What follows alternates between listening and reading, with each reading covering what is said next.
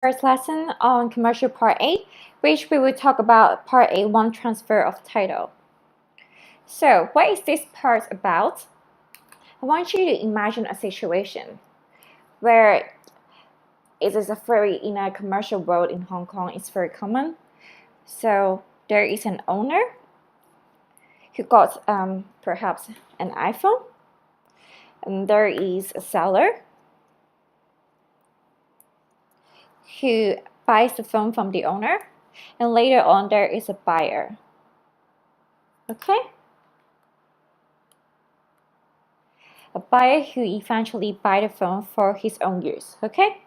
So in a very common case, the seller pay the owner for the phone at the first place, and then later on the buyer pays the phone. Okay? In this situation, everyone gets what he wants. Okay? The owner got the money, the seller got the money, and the buyer got the phone. However, imagine if in a case where the seller is actually a thief. So he stole the phone from the owner and the buyer bought it. What will this case be? So the owner did not get the money in return, and also the buyer do not know if he can actually be entitled to the phone because the owner also wants to claim the phone.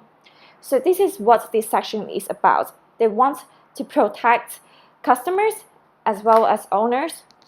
They try to balance both innocent parties. So for this section, a few concepts is most important. First is certainty. So does the law provide certainty? And the second one is priority. So who got the phone at last? Okay, who is prioritized? Also, customer protection. And also, we want to find out in this section to what extent does the law protect customers in a market.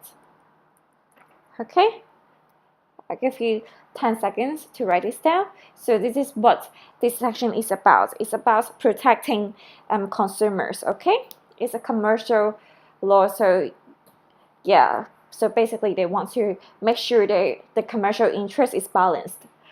Okay, so how can we ensure everything is balanced? First of all, we think of ownership, right? So we think of the legal and equitable interest of such ownership. So ownership is equal to title, because when you have the title to perhaps the phone, you also have the ownership to it, right? Okay, so there is two types of interest here as